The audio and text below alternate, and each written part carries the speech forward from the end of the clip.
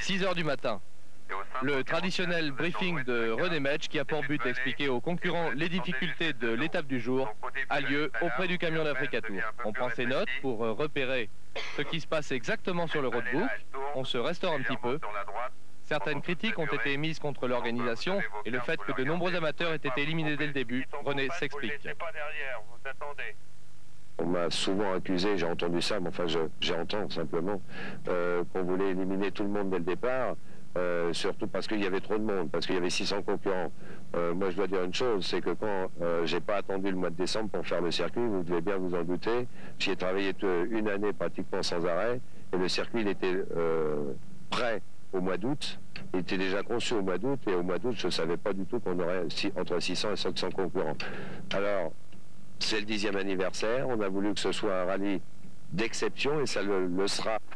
Effectivement, un rallye d'exception puisque cette étape Janet-Jado n'aura pas lieu, ou plutôt elle aura lieu mais en convoi. Ici les DAF qui chauffent leur moteur, avec beaucoup de fumée bien sûr. Et voilà le problème, le camion d'essence pour ravitailler les motos n'est pas en place. René va l'annoncer aux concurrents. On annule la spéciale d'aujourd'hui, il n'y a pas de camion d'essence en place, donc vous ne pouvez pas ravitailler.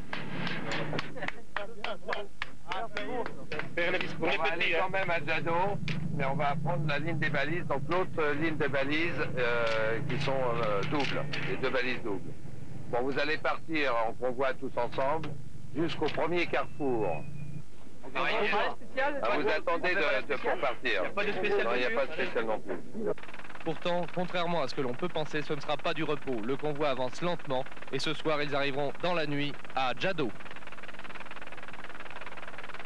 Le Dakar, c'est sur la piste, ou plutôt sur les pistes, parce qu'à côté de la piste utilisée par les concurrents, il y a les pistes d'aviation. Et vous allez voir, ces pistes d'aviation sont extrêmement remplies, les avions y pullulent.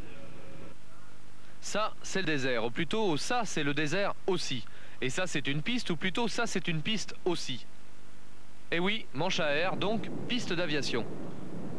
Une lignée de pneus, un nez de transal, celui qui transporte tout le matériel technique qui nous permet d'établir les liaisons que vous apercevez maintenant. Et puis surtout une immense antenne parabolique qui est déployée tous les jours, qui est dressée en direction du satellite et qui permet d'établir les communications et de passer les images. Ça, c'est pour le repos des hommes. Et ça, c'est l'avion de la 5 avec évidemment son groupe dans lequel nous montons une partie des sujets que vous voyez régulièrement sur la chaîne.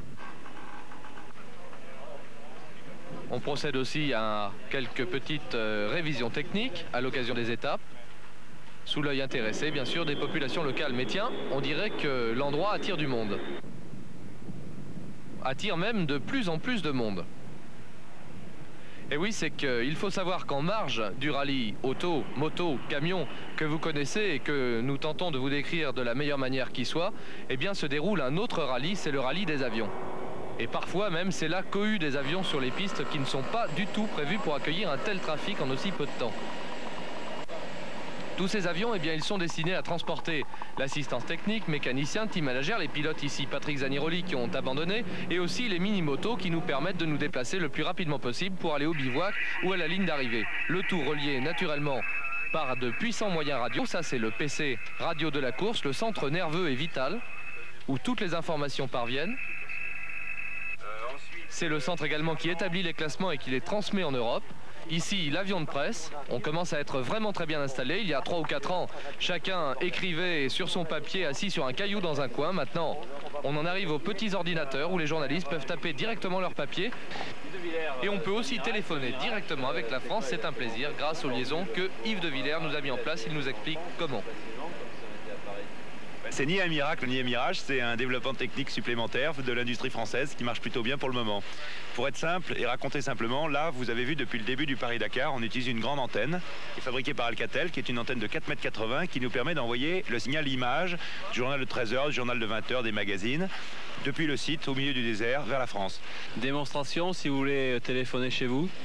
Si je veux téléphoner chez moi, je décroche exactement comme à Paris et je ne dirai pas mon numéro de téléphone personnel, mais si j'appelle l'horloge parlante, je fais directement. Je ne fais pas le 16, je ne fais pas le 19, je ne fais rien du tout. Je suis comme un abonné parisien. Tout ça paraît simple et pourtant, si vous saviez, nous aussi, on pointe dans la mine.